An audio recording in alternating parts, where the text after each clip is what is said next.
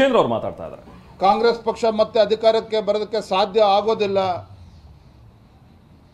ಮತ್ತೆ ರಾಜ್ಯದಲ್ಲಿ ಸಿದ್ದರಾಮಯ್ಯನವರು ಅವರ ಮುಖ್ಯಮಂತ್ರಿ ಆಗ್ತಕ್ಕಂಥ ಕನಸು ಭಗ್ನ ಆಗ್ತದೆ ಅನ್ನುವುದನ್ನು ಸತ್ಯ ಗೊತ್ತಾದಾಗ ಏನು ಮಾಡಿದ್ರಿ ನೀವು?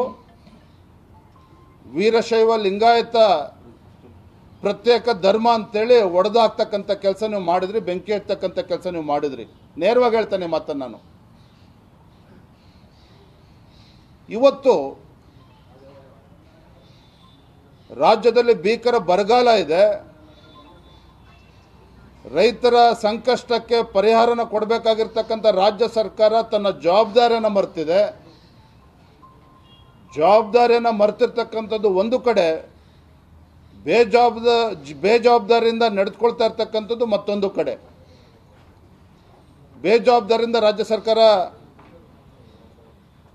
ನಡೆದುಕೊಳ್ತಾ ಇರ್ತಕ್ಕಂಥದ್ದು. ಮುಂದೆ ಏಪ್ರಿಲ್ ಮೇನಲ್ಲಿ ಬರ್ತಕ್ಕಂಥ ಲೋಕಸಭಾ ಚುನಾವಣೆ, ರಾಜ್ಯದ ಕಾಂಗ್ರೆಸ್ ಪಕ್ಷ ಕನಸು ಕಾಣ್ತಾ ಇದ್ರು, 20 ಕ್ಷೇತ್ರಗಳಲ್ಲಿ ಕಾಂಗ್ರೆಸ್ ಪಕ್ಷ ಗೆದ್ದುಬಿಡುತ್ತೆ, 25 ಕ್ಷೇತ್ರದಲ್ಲಿ ಗೆದ್ದುಬಿಡುತ್ತೆ ಅಂತೇಳಿ ಕನಸು ಕಾಣ್ತಾ ಇದ್ರು.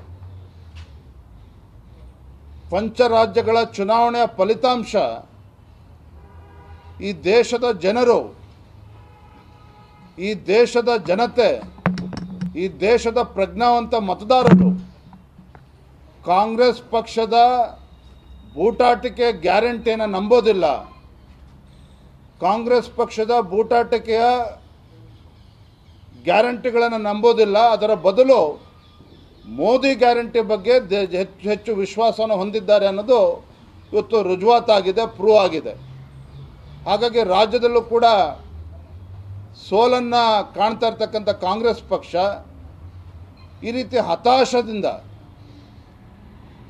ಇವತ್ತು ಸಮಾಜಗಳ ಮಧ್ಯೆ ವಿಷಬೀಜವನ್ನು ಬಿತ್ತಕ್ಕಂಥ ಕೆಲಸವನ್ನು, ಧರ್ಮದ ಮಧ್ಯೆ ವಿಷಬೀಜವನ್ನು ಬಿತ್ತಕ್ಕಂಥ ಕೆಲಸ, ಒಡೆದಾಳುವ ನೀತಿಯನ್ನು ಮತ್ತೊಮ್ಮೆ ರಾಜ್ಯದಲ್ಲಿ ಕಾಂಗ್ರೆಸ್ ಪಕ್ಷ ಮತ್ತು ಮುಖ್ಯಮಂತ್ರಿಗಳು, ಈ ಸರ್ಕಾರ ಇವತ್ತು ಇಳಿದಿರ್ತಕ್ಕಂಥದ್ದು ನಿಜವಾಗ್ಲೂ ಕೂಡ ಇದು ಖಂಡನೀಯ ಮತ್ತು ದುರಾದೃಷ್ಟನೂ ಕೂಡ.